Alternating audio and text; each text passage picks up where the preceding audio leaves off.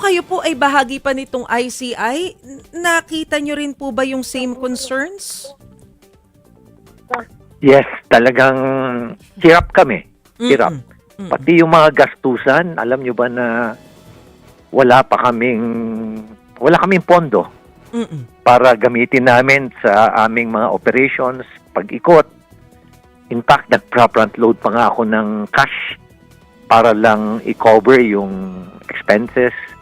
At wala rin, hindi rin ako nakapagpa-reimburse hanggang nung mag-resign ako. In the same manner na hindi kami makapag-recruit ng mga tao dahil wala nga pansweldo.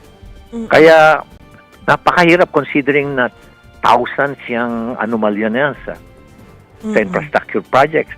Alam mo ba na nagkaroon kami ng ugnayan ng DPWH and it appeared na around 240,000 infrastructure projects considered na may anomaly Wow, from 2016 to 2025.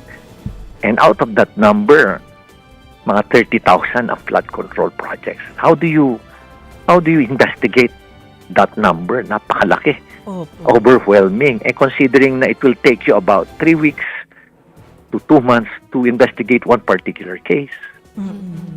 Sir, sorry bago ko po ipasa kay Chiki, na-curious lang ako kung magkano po o gaano kalaki po yung naabono ninyo, if you don't mind, sir. Well, sa akin siguro, umabot din siguro ng mga 30,000. Malaki rin Malaki yun, yun, Oo. Hindi na na-reimburse. Si Kwan nga, si General Asurin, siya rin na nag-front load ng cash. Pati dun sa mga suporta sa mga PNP na nag-iimbestiga, siya rin. Ganon din ang ginagawa niya. Anong nangyayari? Kasi nga, pati kami nagtataka, na-create siya. All the while, akala namin mayroon na kagad immediate na funding.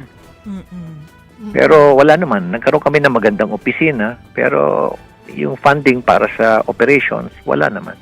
Ayun, na-mention na ni Mayor si Chiki Vergel po ito, no? Na-mention niyo na Yes, po Chiki, yung funding na balita namin, dapat may 41 million na pumasok para sa ICI.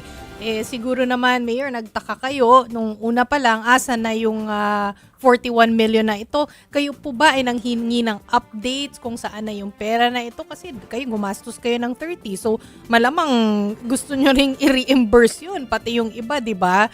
So, ano po yung update? Ano po yung ang dahilan kung bakit hindi pa po napunta sa ICI po itong 41 million that was promised? Alam mo, Chiki, pati rin ako nagtataka eh. Nagtataka rin ako. Patapos nung nag-assume na si General Asurin, yun din ang sentiment niya sa akin. 1 month na siya. In fact, nagsama pa nga kami sa Cebu. Cebu. Ilan ba yung Cebu namin? 3 weeks ago? Yung pa rin ang sentiment niya eh. Wala pa rin pondo. Siya pa rin ang gumagastos sa mga ginagamit ng mga tao. Minsan, nagre-request pa ako sa suporta sa kanya para doon sa mga PNP, sa mga CIDG kasi siyempre nagbabanggit din sa akin yung mga CIDG, yung kakulangan din nila ng pondo para sa kanilang pag-imbestiga. Si Kwan din, si General Asurin din ang nag-front load ng cash. So, pag pina-follow up po na yung pondo po ng mga ninyo po or yung mga tao po sa ICI, ano pong sinasabi po sa inyo? Hindi na kami nagpa-follow up kasi nahiya naman kami mag-follow up. Kaya kusa na lang, sarili na lang namin initiative na gumastos muna at para pag nalaman na namin na may pondo na, saka kami magpapa-reimburse.